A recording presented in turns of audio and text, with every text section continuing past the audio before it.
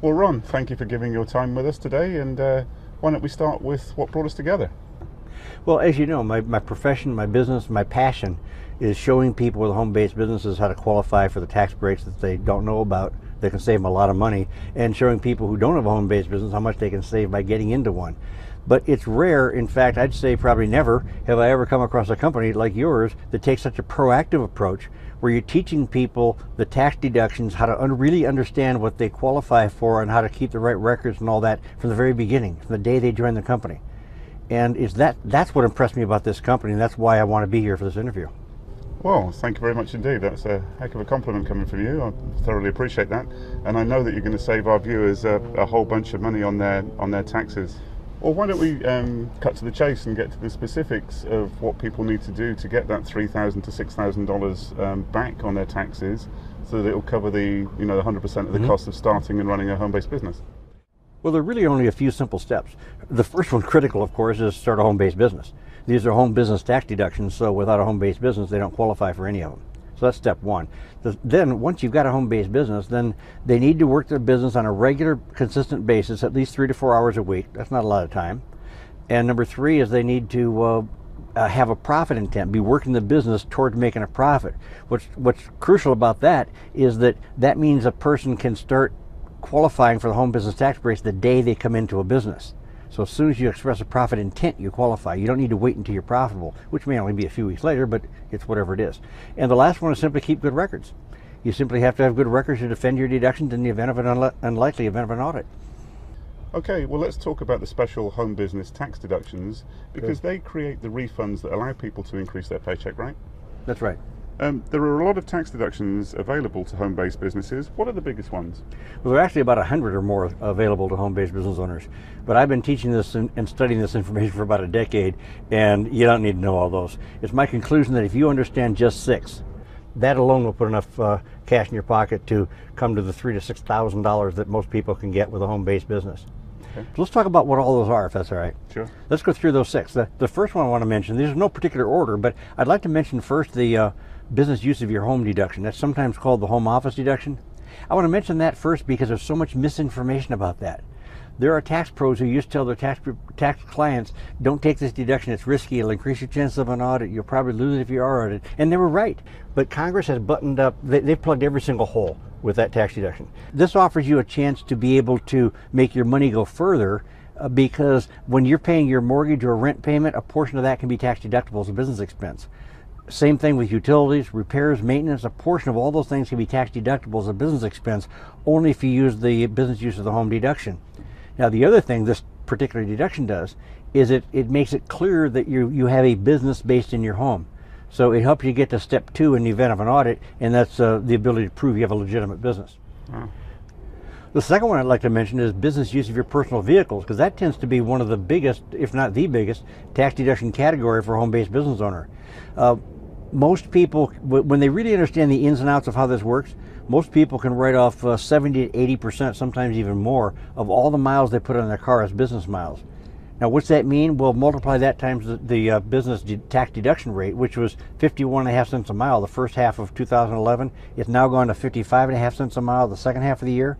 You multiply that by, say, 8,000 miles, you got a $4,000 to $5,000 tax deduction. So this is huge. And all you've got to write down, all you got to keep track of is the date, where you're going, why you're going there, and how many miles you're traveling. And you only have to do it for 90 days when you really understand how the rules work. So this is a great deduction. It's huge. Another one would be hiring your kids. I love this deduction because most people don't know about it. And the courts have ruled a child as young as the age of 6 can be hired by their parents in a home-based business. And when you pay your children in a home-based business, the money you pay them is tax deductible to you as wages because they're part-time employees.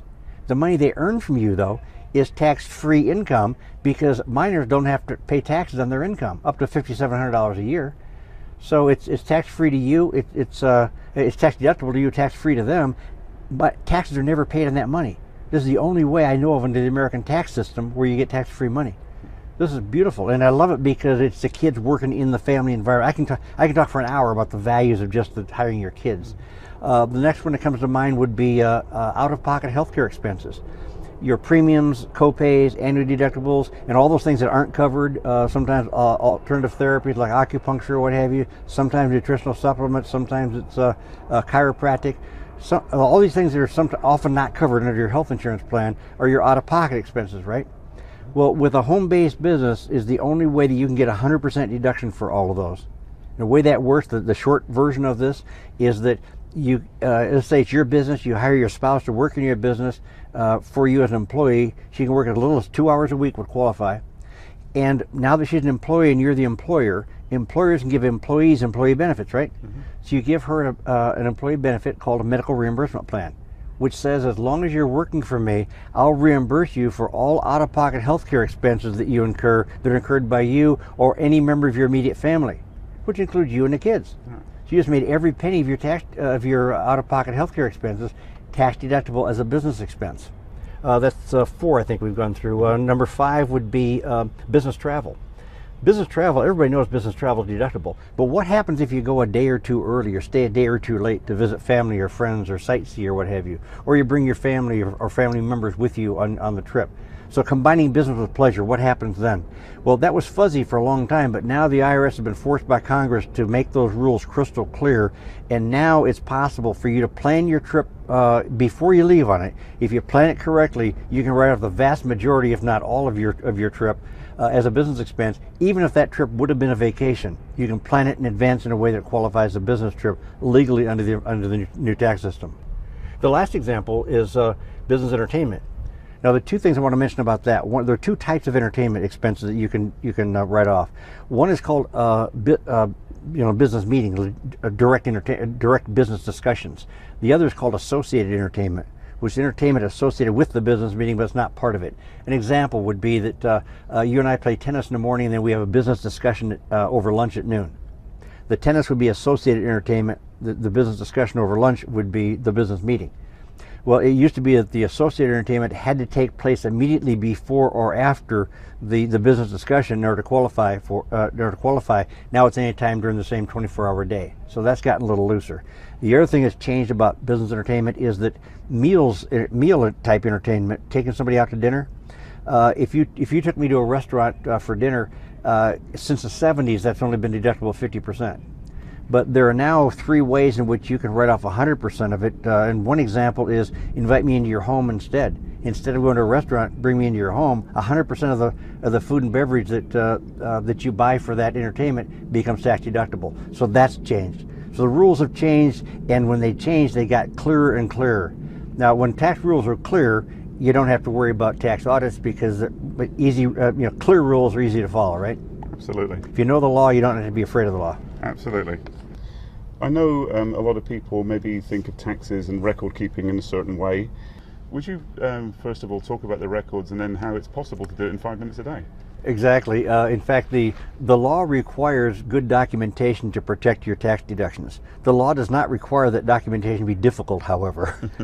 And so I could show people with the system you're talking about how to keep IRS compliant, audit proof, penalty proof records in about the same amount of time you spend brushing your teeth every day. I mean, it's really simple because this is great, easy to use, user-friendly software. But if for those people who, when they hear the word record keeping, I've asked a lot of people, what do you think of when I say record keeping or documentation, and their eyes glaze over. And they say it's boring, it's tedious, it's frustrating, I don't understand it. But it doesn't have to be any of that. So we found a way through that, and the promise you made to your folks is exactly right. We're going to show them how to do it painlessly and in a couple of minutes a day. Okay. It's not difficult. So critically important, but not difficult. I'd like to ask you a question that I get asked a lot. Stay-at-home moms or stay-at-home dads often feel that they can't take advantage of these tax deductions because they don't actually receive a paycheck from any given company. Can you explain that? Is there a way that works out? Great question. And the answer is that the tax deduction generated by the home-based business can be applied against any source of income for the family. That includes the other spouse's W-2 income, as well as any other income like investment income, for example, or rental property income. So those deductions can be used for any source of income, not just the income from the home-based business itself. So they're never lost. Fantastic. So any family can really take advantage of these home-based business tax savings. Absolutely.